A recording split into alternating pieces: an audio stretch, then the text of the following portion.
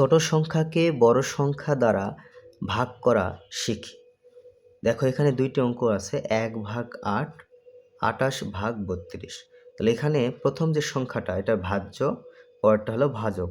তবে এক ভাজ্য ছোট, ভাজক বড়। এখানেও দেখো ভাজ্য ছোট, ভাজক বড়। তো কিভাবে লিখব? এই ভাজকটা বাম পাশে লিখলাম, এই 8 লিখলাম বাম পাশে, আর 1 হলো মাঝখানে। একটু ফাঁকা রাখতে হবে। দেখো 8 দ্বারা 1কে ভাগ করা যায় না, 1 হলো ছোট। কারণ ভাজ্য ভাজকের চেয়ে ছোট হলে ছোট হলে ভাগ করা যায় না। তাহলে কি করতে হবে? ভাগফলে একটা দশমিক দিব, এই দশমিক। এই দশমিকের পরিবর্তে এখানে একটা শূন্য আমি নিতে পারবো। ঠিক আছে? এখন কত হলো? 10। এখন দেখো 10-এর মধ্যে 8 কিন্তু যায়। কতবার যাবে? একবার। 8 লিখতে হবে এই শূন্যের নিচে। এখন বিয়োগ করলাম, বিয়োগ করলে কত হবে? 2। ভাগ যায় না। যেহেতু আমি ভাগফলে দশমিক ইউজ করেছি, যতক্ষণ পর্যন্ত ভাগশেষ শূন্য আসে নাই ততক্ষণ পর্যন্ত একটা করে শূন্য আমি এখানে যোগ করতে পারবো। তাহলে এখানে 2-এর ডান পাশে একটা শূন্য আমি নিতে পারবো। এখন 8 20-এর মধ্যে কতবার যাবে? 2 বার। 8 দুগুণে 16। এখন বিয়োগ করলাম, কত হলো? 4। ভাগ যায় না। তাহলে কি করব? আমি আরেকটা শূন্য এখানে নিতে পারবো। এখন দেখো 8 40-এর মধ্যে কতবার যাবে? 5 বার। 5 8টা 40। দেখো এটা ভাগফল কত পেলাম? 0.125। সেমভাবে এটাও তাই। দেখো 32 হলো বাম পাশে লিখব, আর 28 হলো মাঝখানে। একটু জায়গা ফাঁকা রাখতে হবে, কারণ দেখো 28কে 32 দ্বারা ভাগ করা যায় না। তাহলে কি করব?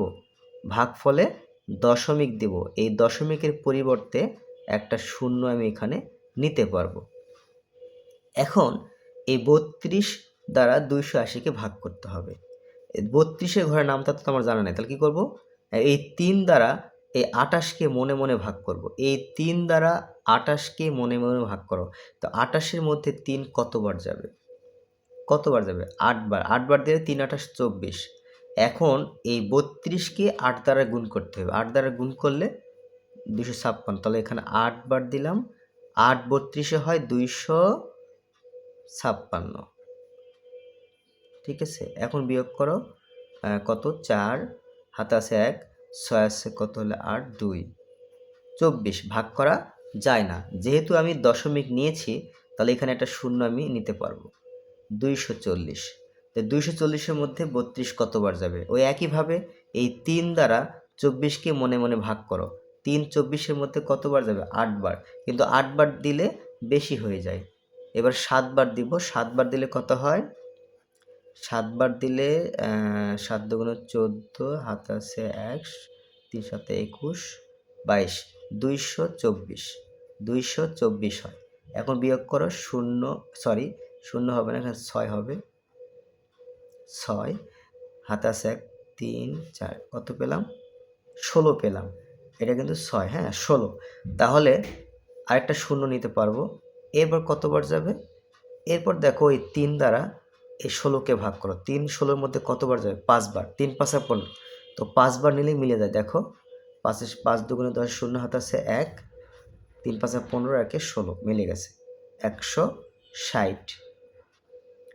তো বন্ধুরা, যদি ভিডিওটি ভালো লাগে অবশ্যই লাইক, কমেন্ট এবং সাবস্ক্রাইব করবে।